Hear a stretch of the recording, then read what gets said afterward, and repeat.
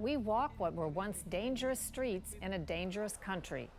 We're in El Salvador, where the president put the military on patrol and turned the most dangerous country in the world to one of the safest.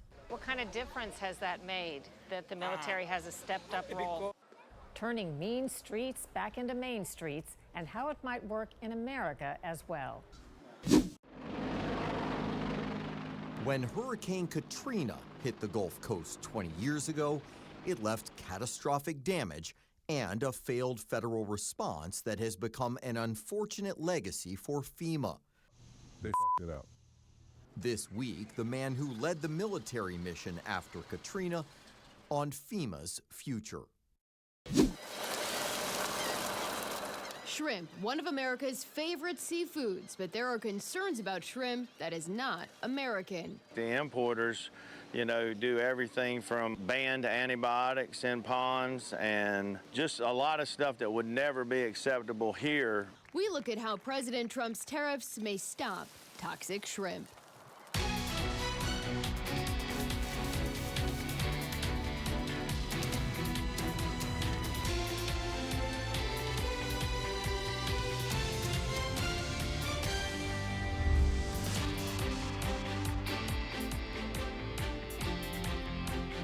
Welcome to Full Measure. I'm Sharyl Attkisson.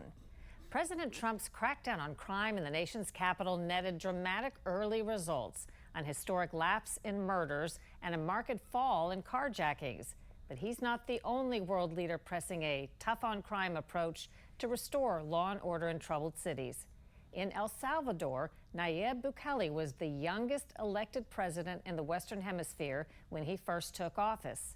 Since then, he's led the small Central American nation through a stunning transformation.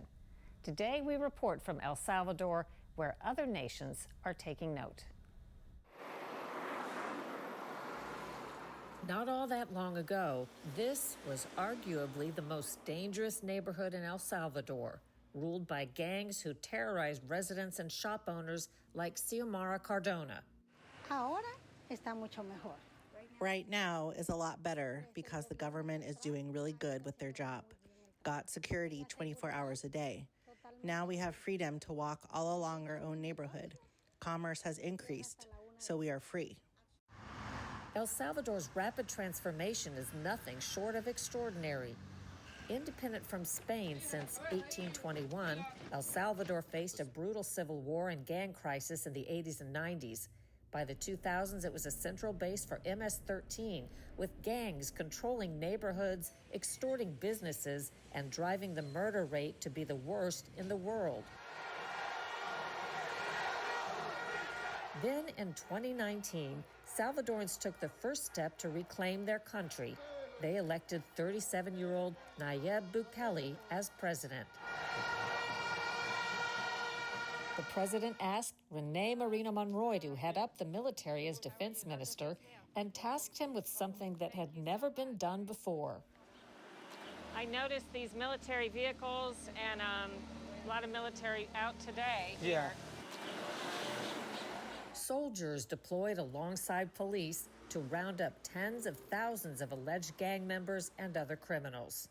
What kind of difference has that made, that the military has a stepped-up role? Because for example, if the police has 20,000 people, so you can have 20,000 police in the street. But if you have 20,000 police plus 20 militaries, you have 40,000 guys in the street. So that is the difference. The difference has led to remarkable success. Armed military patrols continue today, allowing us on this day to stroll safely in a neighborhood once riddled by violence. This is San Bartolo area. It was in the past one of the most dangerous places in El Salvador because the gangs member. So, but right now you can see the people moving freely.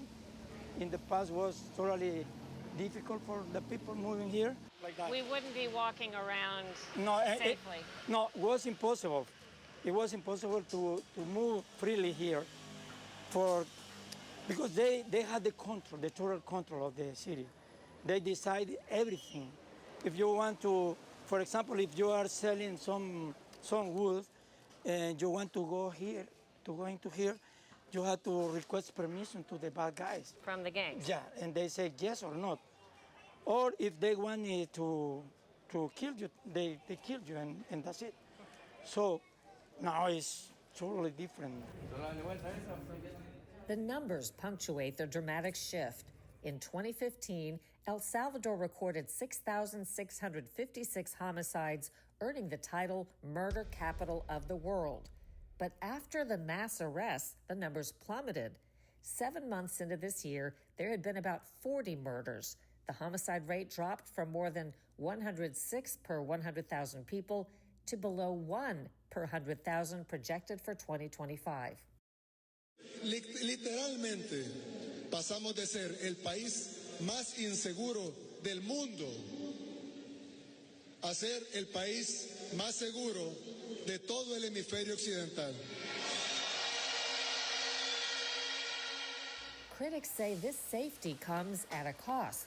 To achieve security, President Bukele and legislators maintain a state of emergency, allowing arrests without warrants, indefinite detentions, and suspending some other constitutional protections. Luis Enrique Amaya is an expert on Salvadoran gangs and warns of threats to democracy.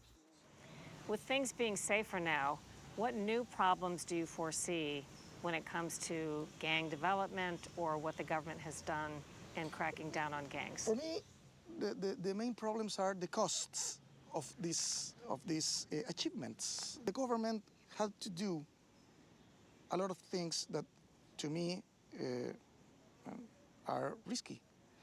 The human rights issue, the due process issue, the transparency issue. So we don't have access to a lot of public information, official information. I think the system of checks and balances is very weak right now. So I think this is a lot of risks in this situation. We are better than this. We can do it better than this. Claudia Ortiz is a leading voice of the opposition in El Salvador. You're not arguing that things are worse now for the average citizen, or are you, than they were when gangs were controlling neighborhoods and merchants couldn't put their goods out without risking their lives or having to pay a gang member? Do you think overall things are worse now than those times? It's different, it's because time has advanced. At this point, we should be enjoying more peace and at the same time, more progress in the economic field and social field. We've been in an emergency status for 40 months. We need to advance to another stage because the main crisis of violence has been resolved, right? But we are not addressing the structural causes of violence, corruption, organized crime, and the lack of economic growth and development. Bukele supporters, the majority of Salvadorans, argue the real human rights abuses and threats to democracy occurred under gang rule. After 6 years, President Bukele enjoys approval ratings above 90%, giving him the highest domestic approval of any head of state in the world. Other countries grappling with crime are studying El Salvador's model. We right now are the example for other countries. For Ecuador, for example, for Dominican Republic, Argentina also, even some Mexicans. They say we want to have a president like Mr. Bukele here because they understand, the people in other countries understand that if you want to do, you can do it. While critics highlight concerns, Most Salvadorans today celebrate their democratically elected leaders for restoring freedom, viewing the prior era's unchecked violence as the true democratic failure. Hoy vivimos en libertad en nuestro país. Today, now we live in freedom in our own country. I'm really happy that right now I can open up my business and then work a lot, so my daughters can finish their studies. About a month ago, El Salvador's legislature lifted the constitutional ban on the president serving consecutive terms. It will allow Bukele to run again in 2027. Ahead on Full Measure, 2 decades after a disaster and a disastrous response, is FEMA any better?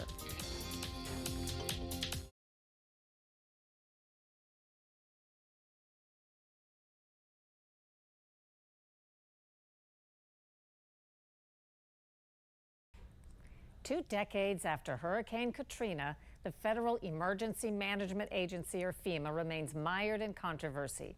Several employees were recently put on paid leave after criticizing the Trump administration's overhaul in a letter to Congress.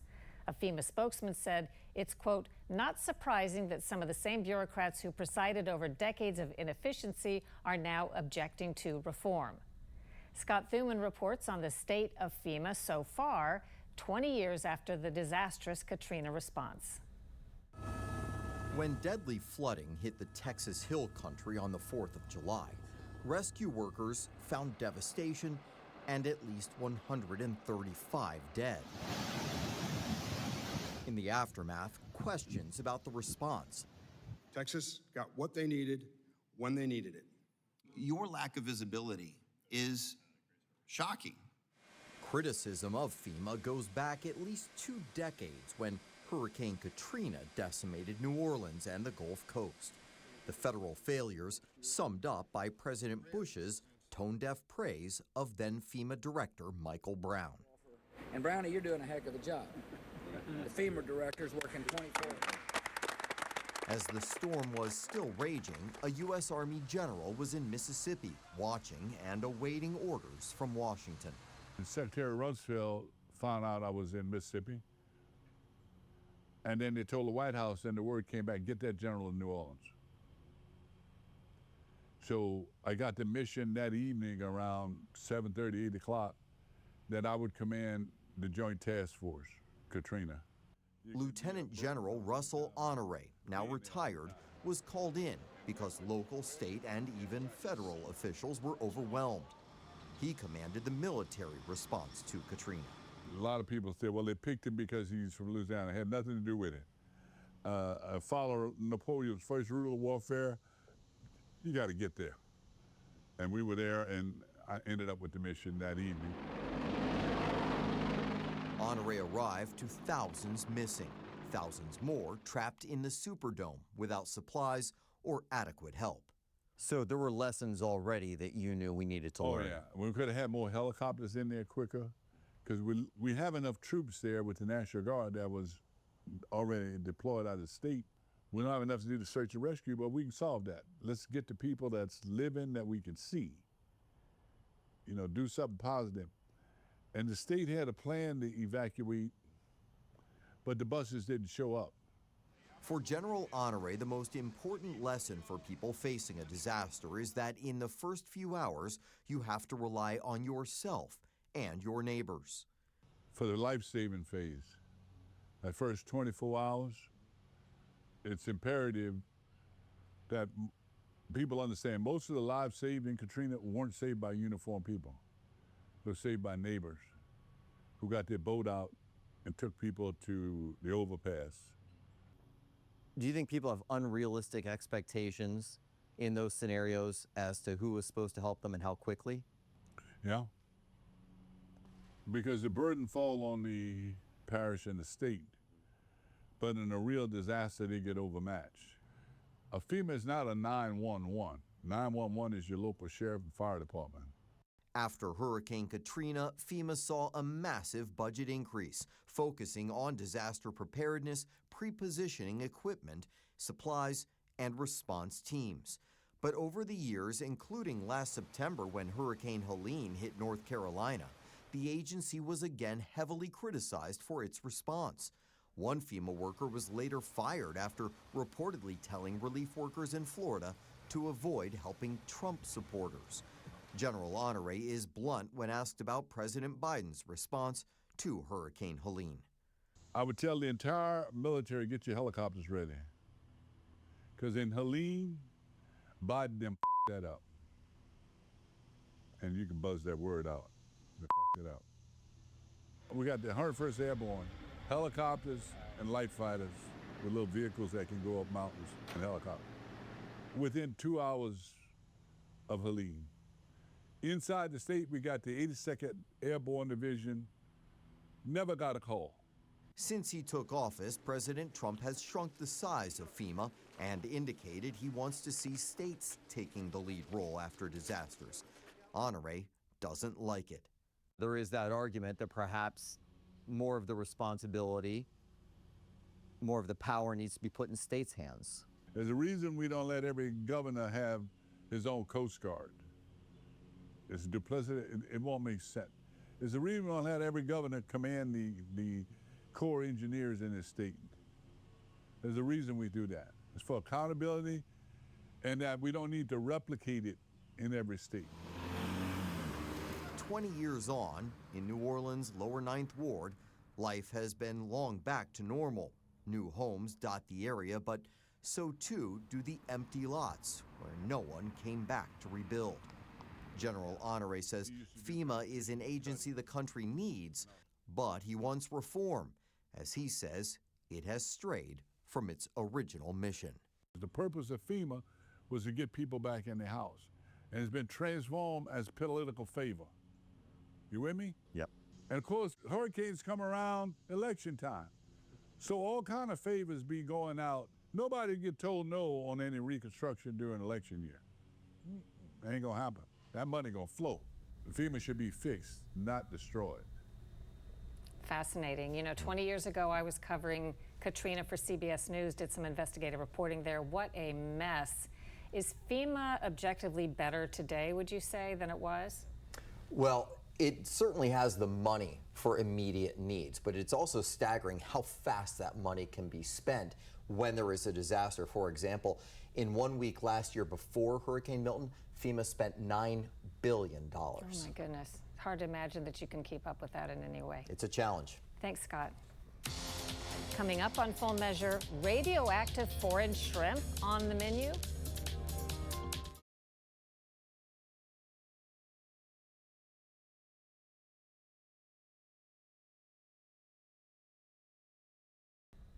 The FDA has issued a shocking warning about radioactive foreign shrimp being sold here in the U.S. in more than 20 states.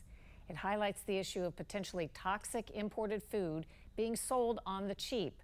Today, Mackenzie Frost heads to the Carolina coast with U.S. shrimpers to find out how President Trump's tariffs may help. I think I was born into the industry. You know, it chose me. I didn't choose it. Craig Reeves is a second-generation shrimper in South Carolina. His life in the Lowcountry is filled with lessons he's learned on the boat from his father.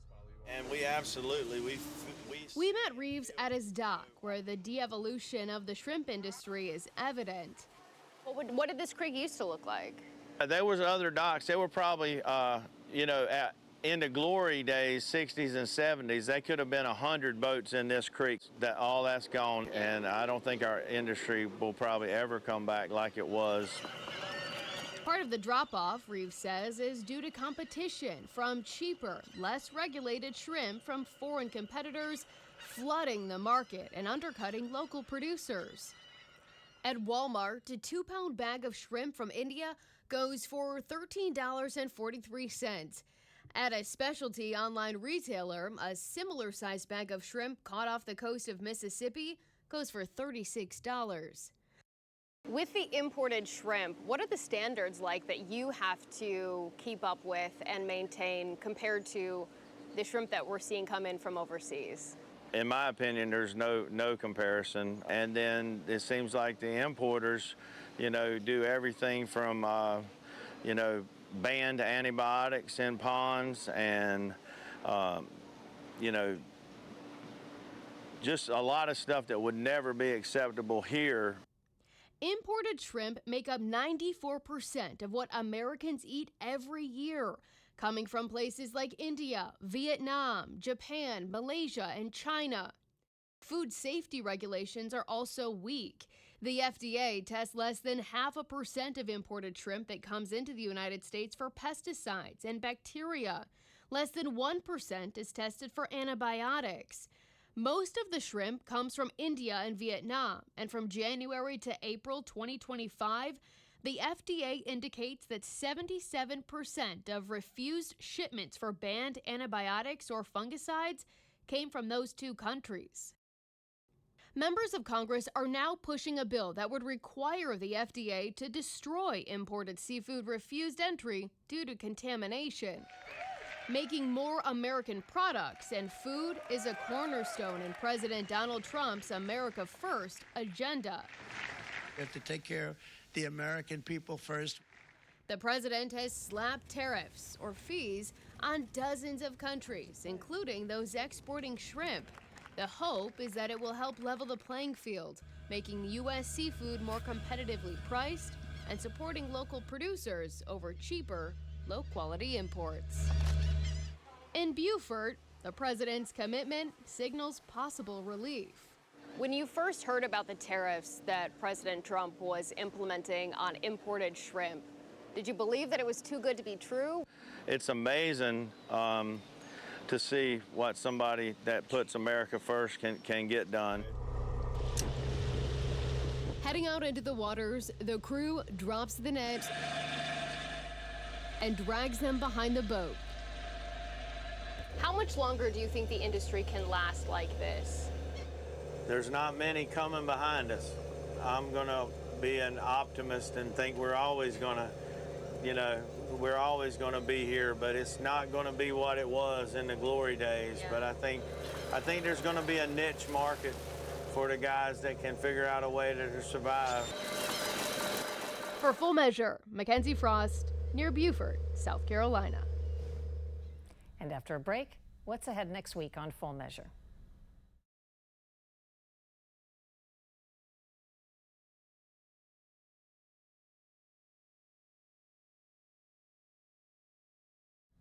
Coming up next week on Full Measure, Make America Healthy Again, a move driven by President Trump and HHS Secretary Kennedy is shaking up the whole public health complex. Next week, a fascinating talk with Food and Drug Administration head Dr. Marty Makary. We're not interested in small little tweaks to our broken healthcare system. We're going big and we're going bold, and that charge comes from President Trump, who has said, do what's right and don't worry about what the lobbyists and the corporations might tell you. That's next week on Full Measure.